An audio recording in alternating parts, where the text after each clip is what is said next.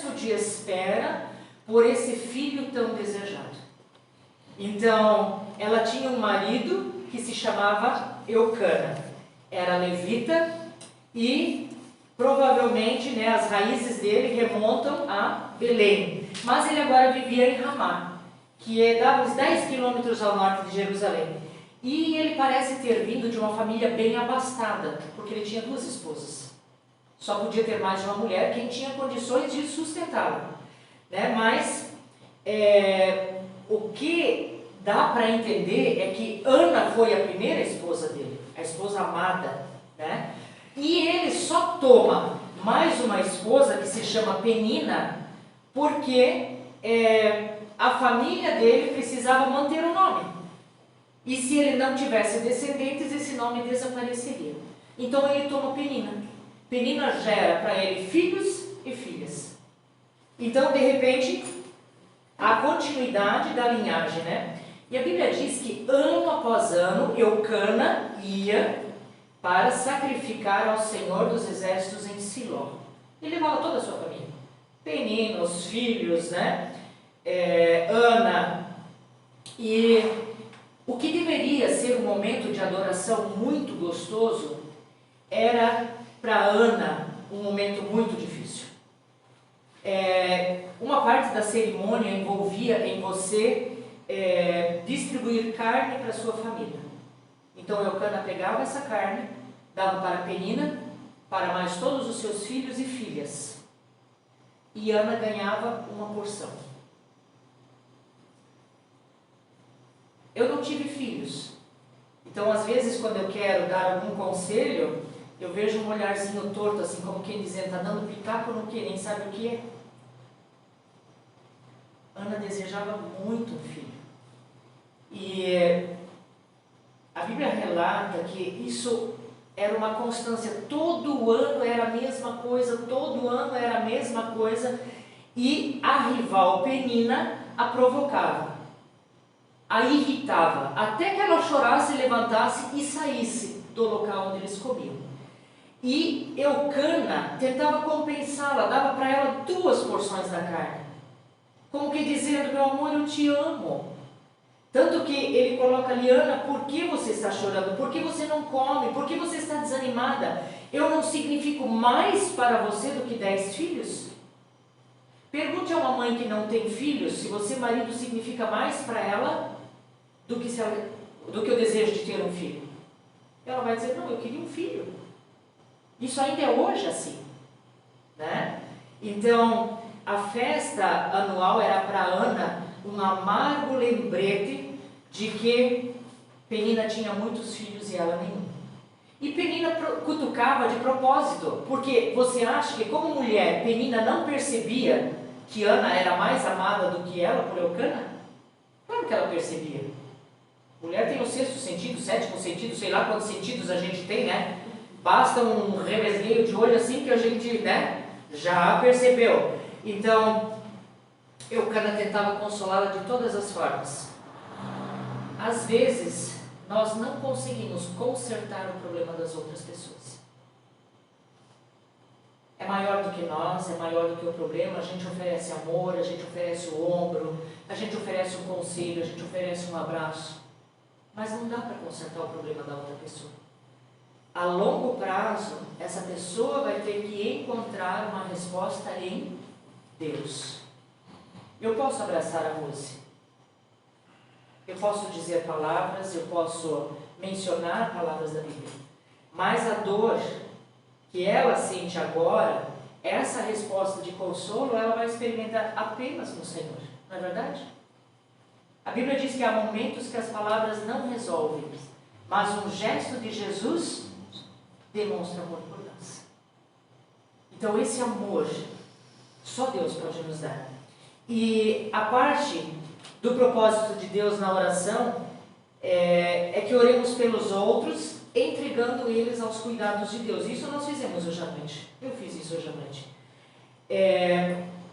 Mas a Bíblia deixa claro que Deus estava trabalhando na vida de Ana. Lá no capítulo 1, no versículo 6, você vai ver que Deus fechou a madre de Ana. E isso é relatado por 2 vezes. Deus fechou a madre de Ana para que ela não pudesse gerar filhos. Então, mesmo em nossas situações mais desesperadoras e dolorosas, nós devemos confiar em Deus. De que Ele está no controle, de que a seu tempo Ele vai ouvir a nossa oração. Claro que Ana não sabia disso, né? Assim como nós, quando estamos passando por uma situação difícil, muitas vezes entendemos ela só depois que passamos por ela, né? Daí é que a gente vê tudo que Deus queria trabalhar em nós, tudo que Ele queria agir em nós, né? E a oração de Ana, ela tem algumas características. Primeiro, Ana fez uma oração honesta. Capítulo 1, versículo 9 diz: na amargura da alma, Ana chorou muito e orou ao Senhor. Ela estava chateada. Ela não tinha comido nada, ela se levanta, ela vai para a área do templo, ela chora e ora ao Senhor. Sabe, você e eu podemos ser honestos com Deus, diante do Senhor. Podemos abrir o nosso coração a Ele em todas as nossas perguntas, em todo o nosso sofrimento, em toda a nossa dor. E Ana fez isso e Deus ouve a sua oração.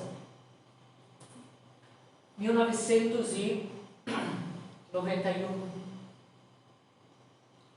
Agosto de 91, era aniversário de meu pai. E na época, eu tinha um namorado que meu pai não gostava. Você já passou por essa? Na verdade, meu pai não gostava de nenhum deles, só o Antônio conseguiu dobrar o coração dele. E eu lembro bem que naquele ano, meu pai disse assim: se esse fulano vier para o meu aniversário, sorte minha que eu não tinha convidado o fulano ainda, né? Você não teria que desconvidar? Eu vou para o sótão, na nossa casa tinha um sótão velho, eu vou para o sótão. E você vai se virar com as visitas que vieram. Aquilo me chateou muito naquela noite. E eu estava com toda a papelada da AMAS para me inscrever para ir para o intercâmbio na Alemanha.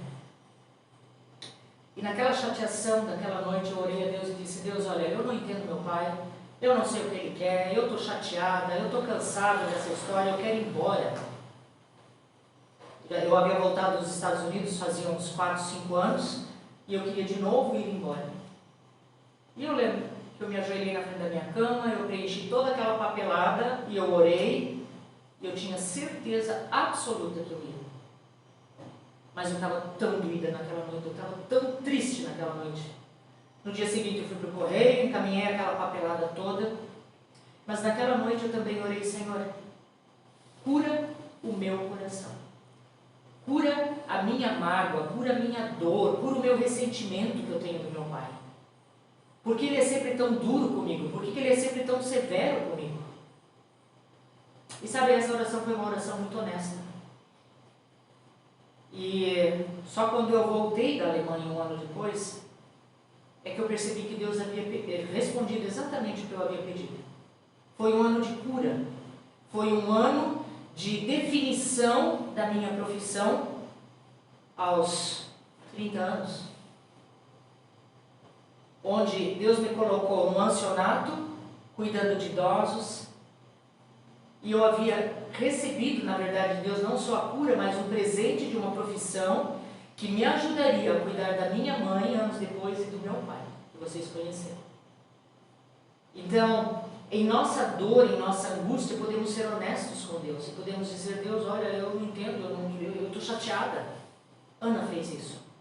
Ana fez uma oração muito sincera também, né? Ela fez um voto: se Deus desse um filho, então ela daria esse filho ao Senhor por todos os dias da sua vida. Veja bem, todos. Não é uma temporada só que ela daria esse filho. Eu tinha um tio que, quando a filha foi salva de um acidente, ela estava na UTI muito tempo, de criança, e ele disse: eu prometo que eu vou deixar minha barba crescer por 2 anos, se o Senhor salvar minha filha. Isso é uma promessa temporária, né? Mas Ana não estava fazendo uma promessa temporária e nem uma promessa tão pequena como deixar crescer a barba, né? Ela estava dando algo precioso seu que ela estava pedindo a Deus já por todos os dias da sua vida. Você já fez algum voto a Deus? Você já fez alguma promessa para Deus? Você cumpriu ou fez voto de tolo? Sabe, a Bíblia nos adverte para não fazermos voto de tolo. Se prometemos, devemos cumprir. Isso significa que eu devo pensar muito bem antes de prometer alguma coisa.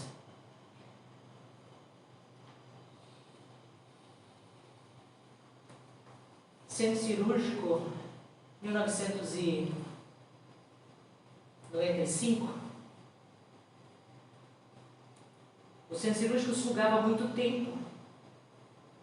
E eu disse então para Deus, Deus, eu quero um outro trabalho de meio expediente. Minha mãe estava começando a adoecer e eu sentia necessidade de cuidar dela. E eu falei com o doutor Antônio sobre isso.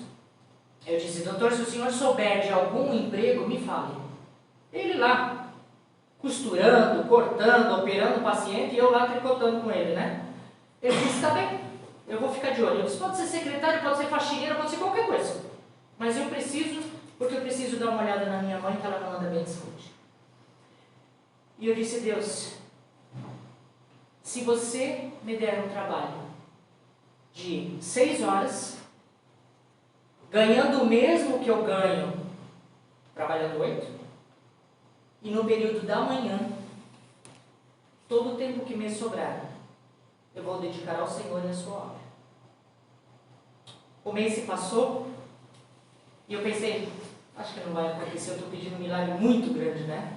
Você ganhar o mesmo que você ganha por mais horas, né? Um mês depois apareceu o doutor Antônio no centro cirúrgico e deu um grito lá no início do corredor, ei, tu ainda tem outro emprego? Eu disse, eu quero. Eu estou precisando de alguém na endoscopia, você quer? Eu disse, olha, eu não sei fazer nada na endoscopia, mas eu quero. E a primeira pergunta foi, quanto você ganha? Eu falei, então, ele disse, acho que não vai dar. Vou falar com o meu sócio. Meia hora depois ele volta, meu sócio concordou, você pode vir, nós vamos pagar o que você está pedindo. Eu cuidei da mãe, e quando ela se foi, todo o restante do tempo que me sobrava, à tarde, à noite, era para a obra do Senhor no Ademar Garcia. Muitos aprenderam a tocar flauta, violão, iniciamos trabalho com mulheres, tantas coisas foram feitas lá. Se você fizer um voto a Deus, cumpra esse voto. Deus prosperou o trabalho. Então, a oração de Ana, ela foi também uma oração sincera. A oração de Ana foi uma oração fervorosa. A Bíblia fala que os lábios de Ana se moviam, mas não saíam palavras, né? E ela não havia percebido que ela estava sendo observada. Eu observei tantas coisas ontem à noite na reunião de mulheres. Eu observei uma coisa que eu achei tão linda que a Rose fez. Ela nem sabe. Mas Ana estava sendo observada pelo profeta, ou pelo sacerdote Eli, quero dizer. E naquela profunda dor que Ana já tinha, eu imagino que Ana estava ajoelhada e só os seus lábios se mexiam, e o sacerdote Eli sentado lá perto da porta, né, na cadeira dele, observando, e daqui a pouco ela recebe mais um golpe tão profundo, quando o sacerdote diz assim, até quando você vai ficar aqui no templo, né, bêbada? Aquele sacerdote Eli, ele vivia sentado. Quando ele não vivia sentado, ele vivia deitado. Tanto que a Bíblia diz que quando ele recebeu a notícia que os 2 filhos, Ofni e Finéias, tinham morrido, ele caiu da cadeira para trás e morreu. Quer dizer, ele continuava sentado. E espiritualmente também ele era lerdo. Ele não repreendia os seus filhos pelas atitudes execráveis que eles tinham tido. E por isso Deus não perdoaria aquele pecado. Nem com oferta de manjar, nem com nada, né? Então, Ana protesta. Provavelmente como você e eu também faríamos. E ela diz, não é assim, meu Senhor. Eu sou uma mulher que está profundamente perturbada. Não tenho bebido vinho nem cerveja. Eu estava derramando minha alma ao Senhor. Não tomes a tua serva por uma mulher má. Tenho orado aqui por causa da minha grande angústia e dor. Você já foi acusado por uma coisa que você não fez? 1985, noite de Natal, eu estava em Rio do Sul. Na época o ministério era em Rio do Sul. E naquela noite do nada, antes da programação, geralmente quando eu tenho alguma coisa muito, né, para fazer, eu fico com piriri, se vocês entendem o que eu estou dizendo, né? Eu tenho uma ligeira, muito ligeira, e uma ligeira de verdade. E uma irmã da igreja, que era esposa de um dos líderes, eu estava lá atrás no banheiro, justamente, né, indo resolver o meu problema, quando ela chega para mim e diz assim: você é o maior mau exemplo que existe nesta igreja. Eu não sei o que você faz aqui. E aquilo amoleceu as minhas pernas de tal forma que, ao contrário de Ana, eu não consegui nem retrucar. Eu chorava tão compulsivamente que a irmã desta pessoa veio a mim e disse: agora você vai enxugar as suas lágrimas. E você vai esquecer o que essa minha irmã falou para você. E você vai entrar na casa do Senhor. E você vai fazer tudo o que você se comprometeu a fazer. E a programação era extensa. O coral iria cantar, os jovens iam apresentar peças, as crianças iam falar versos. A gente conhece como era antigamente, né? Tudo era muito bem ensaiado, era aquela coisa assim, né? Eu não fazia nem ideia quanto aquilo ia durar. Naquela noite, só a programação que a gente havia ensaiado com jovens e tudo, deu 2 horas. O pastor não pregou naquela noite. A Rosinete conheceu o pastor Petayatz. Ele disse: bom, eu não tenho mais nada para falar, já foi falado tudo. Eu vou orar e vou encerrar essa noite. Mas foi muito difícil naquela noite engolir aquele choro de ser acusado injustamente por algo que eu não havia feito. Então talvez você já tenha sido acusado também e tenha passado por uma situação difícil assim também. A oração de Ana foi uma oração humilde. E Ana sabe que, como sacerdote, Eli representava Deus para o povo. E assim Ana estava se submetendo a Deus e a sua vontade aqui. Ela estava humildemente buscando naquele lugar o favor e a graça de Deus. E felizmente, para crédito do sacerdote Eli, né, ele reconhece que Ana estava falando a verdade e pronuncia uma bênção sobre ela de acordo com o ofício sacerdotal que esse sacerdote tinha. E ele diz: vá em paz, que o Deus de Israel lhe conceda o que você pediu a ele. Ele teve um momento de lucidez, né, em perceber que Ana estava sendo sincera. Quantas vezes, né, a gente espera de um pastor, de um líder, uma palavra de ânimo, uma palavra de incentivo, e não uma palavra como esta que ele proferiu sobre ela: você está bêbada. Até quando você vai permanecer bêbada na casa do Senhor? Sabe, Ana saiu daquele lugar de oração transformada.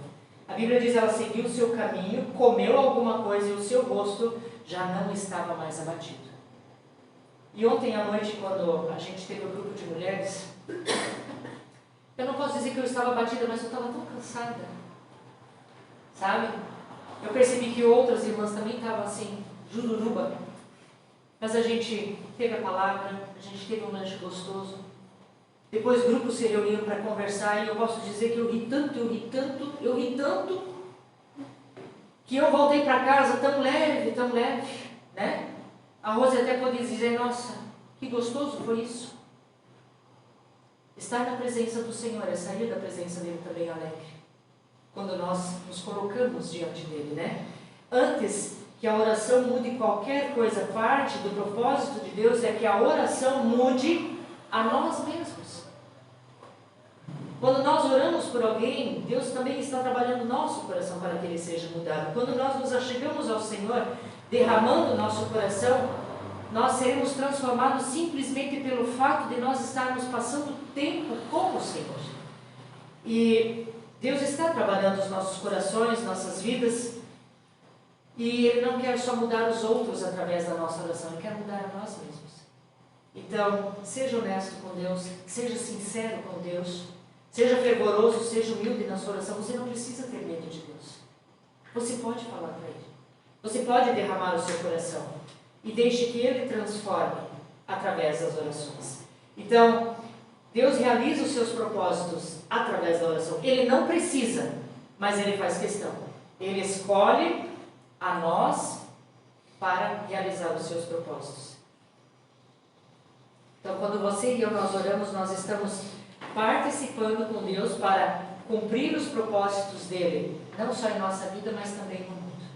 Deus responde a oração de Ana e cumpre com isso o propósito maior que ele tinha. Ana foi sincera em dar o seu filho. Já pensou se ela não tivesse cumprido a promessa? Porque com certeza não foi fácil para ela. Rosinete sempre menciona, né, que até os 3 meses Vitória ficou com a avó, com o babá, né, enquanto eles estavam num projeto grande de música. E como foi difícil? Foi difícil para Ana entregar o seu filho. Ela via ele uma vez por ano e levava uma roupa nova para ele. Ela podia ter dito, não, Senhor, eu amo tanto, eu quero tanto. Por favor, agora deixa ele comigo. Eu não pensei que seria tão difícil. Ana não fez isso. Mas Deus lhe deu outros filhos. E esse com certeza foi o consolo de Ana, né? Então, Samuel foi a resposta, mas também foi a resposta de Deus para Israel. Então, o plano de Deus era levantar Samuel como um profeta para ungir o primeiro rei de Israel, que era Saul, posteriormente Davi, de onde viria o Salvador de toda a humanidade. Consegue entender? Este homem nasceu no tempo certo, na hora de Deus, para cumprir um propósito específico. Então, quando Samuel nasce, ele se junta a uma longa linhagem, né, de personagens da Bíblia que eram filhos de mães estéreis. E a gente pode citar tantos, né? Teve tantas mães que eram estéreis que depois puderam ter filhos, né? E Samuel se junta a estes, né? O plano de Deus é muito maior do que o nosso. E ele nos inclui em seus planos, mas nós precisamos entender que ele constrói, ele está construindo o seu reino, né? Samuel foi uma dessas pessoas importantes na história de Israel. Além de ser um grande profeta do Senhor no Antigo Testamento, ele também foi sacerdote e juiz em Israel. E foi o último juiz de Israel, na verdade. Ao Ana cumprir sua promessa e deixar Samuel com Eli, ele aprende a ministrar na casa do Senhor. Eli ensina a ele como ministrar na casa do Senhor. Todas as tarefas Samuel aprendeu. Num tempo em que Deus não estava falando com o seu povo com muita frequência. Adiantava falar se o povo não obedecia? Então Deus resolve ficar calado. Eram tempos de tristeza para a nação de Israel quando o Deus vivo deixava de enviar sinais, quando ele deixava de falar. E o silêncio de Deus era o julgamento divino. E isso estava para mudar porque Samuel agora fora chamado. É bem provável que Samuel tivesse em torno de 12 anos quando ele foi chamado. Com quantos anos você foi chamado? Eu fui chamada com 13 anos. Num retiro, eu creio que tenha sido no Betel, a gente foi só por uma noite. Naquela noite o tema era céu e inferno, a existência do inferno. E naquela noite Deus falou comigo. Naquela noite Deus me fez ver que eu precisava reconhecê-lo como Salvador e Senhor. Ao que a Bíblia se refere quando ela fala sobre o chamado de Deus? Ela se refere, na verdade, à vocação do cristão. Aquilo que ele recebe quando ele aceita Jesus como Salvador e Senhor. Aquilo para o qual você e eu fomos chamados para realizar depois do nosso encontro com Jesus. E todo cristão, você e eu, todos são chamados para fazerem alguma coisa. Para servir, para amar, para evangelizar, para tudo nós somos chamados. E eu vou tornar isso ainda um pouquinho mais próximo com alguns exemplos. Por exemplo, Moisés foi chamado, ele teve encontro com Deus lá na sarça ardente, e ele foi chamado para tirar o povo de Israel do Egito, da escravidão do Egito. Josué foi escolhido após a morte de Moisés para levar o povo para dentro da terra prometida. Jonas foi chamado para pregar em Nínive, a um povo estranho que não conhecia Deus. Os 12 apóstolos foram chamados para andar com Jesus e depois se tornaram o fundamento, né, da primeira igreja.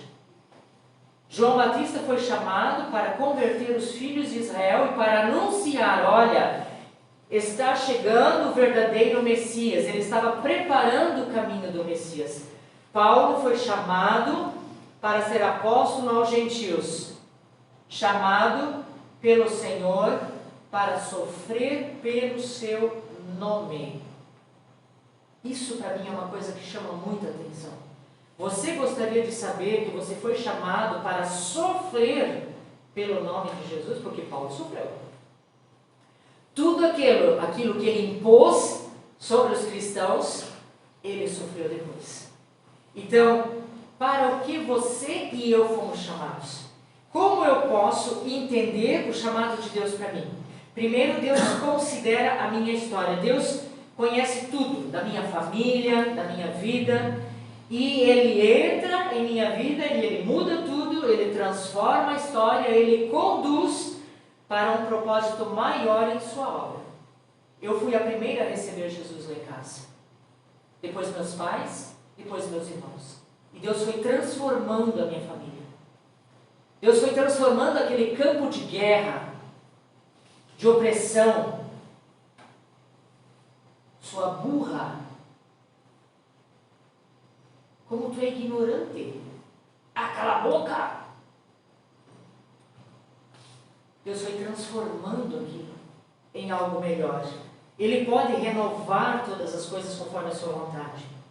Em segundo, eu posso entender o chamado de Deus porque tudo começa quando eu ouço a voz de Deus. Samuel ouvia a voz de Deus, ele não conhecia a voz de Deus. Então quem ensinou a ele? Eli. Ele tinha que aprender a discernir a voz de Deus. Era Deus falando, era uma pessoa falando, quem era? Quando nós nascemos de novo, nós ganhamos, através do Espírito Santo, a habilidade de discernir a voz de Deus. Ela vai se tornando clara. E nós podemos até ouvir mal no início, mas à medida que a gente vai caminhando com Deus diariamente, a gente passa a discernir essa voz. E diz, opa, essa é a voz do inimigo. Ela está me tentando para fazer uma coisa que não agrada a Deus. Opa, essa é a voz de Deus. Ele está me dizendo, vá por esse caminho. Então, Deus é paciente. Assim como foi com Samuel. Chamou 3 vezes. Até que Eli entendeu, epa, é Deus falando. Então Deus é paciente conosco também. Até que a gente aprenda a discernir a voz de Deus. E Deus nos dá uma segunda chance, uma terceira chance, até que a gente entenda. Assim como a ovelha aprende a ouvir a voz do seu pastor, eu te garanto que quando a Cláudia chama os cães dela, eles vêm que vêm, porque eles conhecem a voz. Agora, se eu chamar, eu não sei se eles vêm. Talvez para dar uma bocanhada, né? Mas a ovelha aprende a conhecer a voz do seu pastor e nós aprendemos a conhecer a voz do nosso Deus. E Deus fala de muitas maneiras, através de circunstâncias em nossas vidas, através de conselhos, através de uma profunda paz. Antônio já falou como Deus falou com ele com relação à Kombi no Ademar Garcia. Eu tinha tanta paz sobre essa Kombi, eu não conseguia entender por que ele não tinha. E eu pensava assim, mas eu também não vou conseguir convencê-lo, porque eu já tinha visto ele dar risada dos R$200 que nós tínhamos ganhado para a Kombi. Mas Deus sabia como chegar no coração dele. E Deus mostrou uma situação, aquele silêncio, né? Na rua ali, passando com aquela criançada. Deus falou só com ele, não falou comigo. Eu estava lá trazendo aquela criançada. Mas Deus falou com ele. E ele pôde dizer, ok, eu entendi. E agora eu vou fazer a minha parte também, na busca disso, né? Que Deus não ia descer do céu com uma sacola de dinheiro, né? Nós tínhamos que buscar isso também, orar por essa fonte, né? Então, reserve tempo para Deus na sua agenda lotada, para ouvir a voz de Deus, para ouvir Ele falando contigo, né? Primeiro Deus fala, primeiro nós ouvimos e depois nós somos obedientes. Deus fala, nós ouvimos e obedecemos. E quando nós obedecemos, Deus sabe que somos servos confiáveis a Ele, que Ele pode contar conosco. Ele não quer apenas pessoas que façam a vontade dele. Ele quer se comunicar conosco através da sua palavra, através da oração. Ele quer um relacionamento conosco. A Bíblia diz que ele não nos chama mais de servos, e sim de amigos. Você gosta de conversar com seu amigo? Eu gosto. Nossa, a gente passa por horas conversando, dando risada, relembrando. Enfim, Deus quer ser o nosso amigo. E o chamado de Deus, ele marca a nossa vida. E marca positivamente para sempre. É um divisor de águas. 1984 era o ano da minha formatura no seminário. E o diretor me chamou na sala dele. Ele foi colocado pelo meu pai como o meu pai no seminário. Era para ele ficar assim, ó, com as bagas do olho arregaladas só em cima de mim. Parece que meu pai colocou ele como meu guarda-costa. Né? E ele me chamou e ele disse: você já sabe aonde vai exercer o seu ministério depois da formatura? E eu disse: não, pastor. Eu gostaria de saber se o senhor tem alguma sugestão para mim. Ele disse: bom, eu vou te dar 3. E ele me deu 3. Uma era lá em Angelina, naqueles morro alto, lá no meio daquele matão todo. Outra era uma escola de música em Francisco Beltrão. E outro era o trabalho na igreja de Rio do Sul. Uma igreja dividida, uma igreja com muitos problemas na época, né? E eu disse: pastor, onde o senhor acha que eu vou ficar bem? Ele deu uma risada e disse: sei lá, fala com Deus. Ele vai te dizer. Ok. Eu fui orando e Deus também foi me permitindo analisar cada ponto sugerido. E eu pude olhar e dizer: Deus, eu sinto paz com relação a Rio do Sul. É onde eu posso exercer 90% de tudo que eu aprendi. E foi assim que aconteceu. A igreja ficou feliz com a chegada, tanto minha quanto do pastor Peter Jansen, com a esposa. E o trabalho inicia. E depois de mais de meio ano,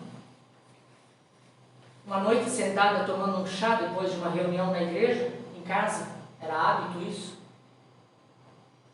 O pastor Peter, a quem eu chamava de pai, ele disse assim: sabe, nós só viemos para cá com uma condição. Nós falamos para o pastor Jacó, que era o diretor do seminário, que nós só viríamos para Rio do Sul se você viesse. Se você não viesse, nós não aceitaríamos esse ministério aqui em Rio do Sul. E eu não sabia disso. Veja como Deus, quando você se permite usar, como Ele caminha.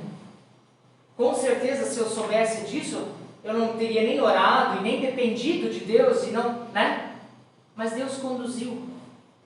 Depois de mais de meio ano, essa conversa veio à tona. Então, esse pastor Jacó, ele não influenciou nessa decisão. Ele disse: isso é com você, Deus, olhe. Deus vai responder você. Deus também supera as tuas limitações. Não tenha medo de servi-lo quando Ele te chama. Moisés dizia: Deus, eu não posso, eu sou gago. Mas Deus, ele trabalha, Ele supera esse potencial também na tua limitação, daquilo que você acha: eu não vou conseguir. Deus faz por você. Você não precisa temer. Samuel com certeza tinha temores, principalmente aos 12 anos. Ele recebe uma mensagem tão difícil contra o sacerdote Eli e toda a sua casa, tanto que ele nem procura Eli na manhã seguinte, quando ele acorda. Ele vai para as suas tarefas.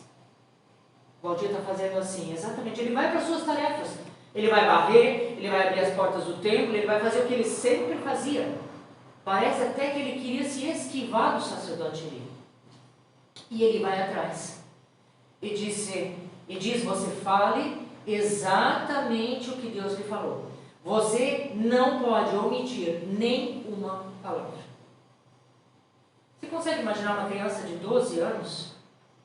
Apesar de que crianças são meio despachadas, né, Rose? A Rose tinha feito um churro tão gostoso ontem à noite. A Isadora olhou e disse assim: eu não gostei disso. Criança despachada, né? O que um gosta, o outro pode não gostar. Mas aqui, Samuel, com seus 12 anos, talvez as pernas tremeram um pouco, mas ele falou exatamente o que Deus tinha falado, né? Mas nós não precisamos temer, nós nunca estamos sozinhos. Jesus promete que estaria sempre conosco. Deus te capacita. Ele nos capacita para realizar a sua obra. Você não precisa ter medo. Paraguai, 1994. Pastor Geraldo Otto, com a esposa Edith e eu fomos convidados a participar ou a fazer a evangelização no Paraguai por uma semana, 5 dias. E eu deveria ser responsável por todo o trabalho com as crianças. Eu estou citando esse exemplo pela capacitação, porque o trabalho todo era em alemão. Mesmo falando em alemão, mesmo tendo estado na Alemanha por um ano e tendo melhorado um pouco esse alemão, eu nunca tinha trazido uma história para crianças em alemão. Eu não fazia nem ideia como isso ia acontecer. E já faziam 2 anos que eu tinha voltado. E eu disse, Deus, eu não sei como fazer. E eu treinava em casa e parece que aquilo não saía, e aquilo não saía, e aquilo não vinha. E eu cheguei no Paraguai, e daí eu já recebi o primeiro banho gelado, né? Flanelógrafo, isso é ultrapassado aqui, não traga, isso não serve para nada. E eu me ajoelhei no meu quartinho, que tinha me sido cedido por uma semana, e disse, Deus, é isso que eu tenho. Não posso voltar lá no Brasil agora, buscar mais outra coisa. E agora? Me capacita então. E você sabe que nas 5 noites, como aquele alemão saiu, como aquilo fluiu, eu não faço ideia até hoje. Mas muitas crianças e adolescentes receberam Jesus como só adolescente. Eu quero te provar que esta é a capacitação que o Senhor te dá, que você não precisa ter medo. Se você me enfiar hoje para contar uma história em alemão, eu vou precisar da mesma capacitação. Porque isso ainda não flui naturalmente. Por último, eu preciso ter coragem para lutar. Não é porque você e eu fomos chamados para alguma coisa que vai ser fácil. Existirão lutas e é preciso lutar, e faz parte isso. Para o que você foi chamado? Aí você vai dizer, não é algo tão grandioso assim. Foi chamado para tocar? Toca. Foi chamado para varrer? Varre. Foi chamado para orar? Ora. Foi chamado para abraçar? Abraça. Os chamados podem mudar. Hoje você está aqui. Amanhã você pode ser chamado para outra situação. E Deus quer te usar ali. Todos nós fomos chamados para servir a Deus. Mas, ao mesmo tempo, nós estamos sendo chamados também por inúmeras outras coisas para servir a nossa carne, não é verdade? Se eu fizesse isso, se eu fizesse aquilo, eu teria mais dinheiro, eu teria mais isso, eu teria mais aquilo. Pondere. Eu nunca quis ter 2 empregos, 3 empregos. Eu tinha inúmeras amigas que trabalhavam 8 horas, faziam mais 12, faziam mais 8 e aí iam dormir. E eu dizia, não, Senhor, isso não me serve. Eu não fui chamada para isso. Eu fui chamada para te servir. E o Senhor há de suprir. E o Senhor é fiel e o Senhor foi fiel até hoje. Então, nós precisamos refletir sobre o que e para que nós estamos sendo chamados. Nós temos escutado a voz de Deus.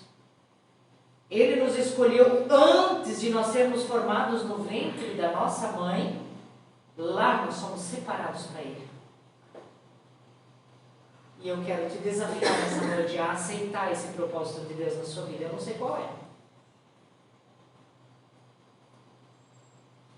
Viva o chamado que Ele tem para você. A Bíblia diz, faça tudo como que para o Senhor. Vai colocar as cadeiras? Coloque como se Deus estivesse em corpo físico aqui e te dissesse, olha, retinho. Olha, faça como que para o Senhor. A consequência disso, você será feliz. É tão gostoso fazer uma coisa assim, olhar para trás depois. Não existe coisa melhor na vida do que cumprir o chamado de Deus. Quando ela e eu decoramos o salão para o Dia das Mães,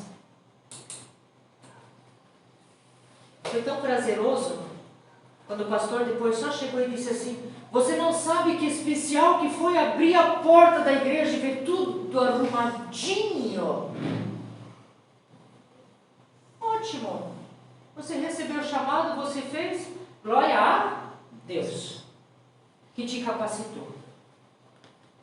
Então, eu não sei para o que você foi chamado, eu sei para o que eu fui chamado. E que Deus pudesse te usar. Nós somos, todos nós aqui, extremamente talentosos. Cada um tem o seu talento.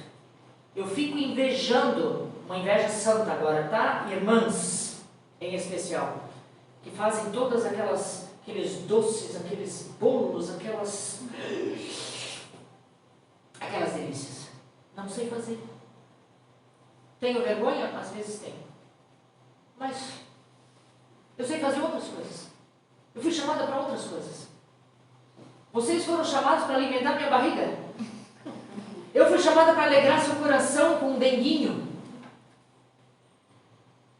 Eu fico olhando a Rose naquele piano. Puxa, eu fiz 5 anos de piano, mas que miséria. Já esqueci tanta coisa. Vai tão devagar aqueles dedos. Deus te chamou. Glória a Ele por isso. Sirva-o. Você vai ser feliz. Samuel foi chamado para uma tarefa difícil, mas Deus esteve com ele. Se você continua lendo esse livro, é precioso demais na conta. Então, que Deus te abençoe nessa nova semana.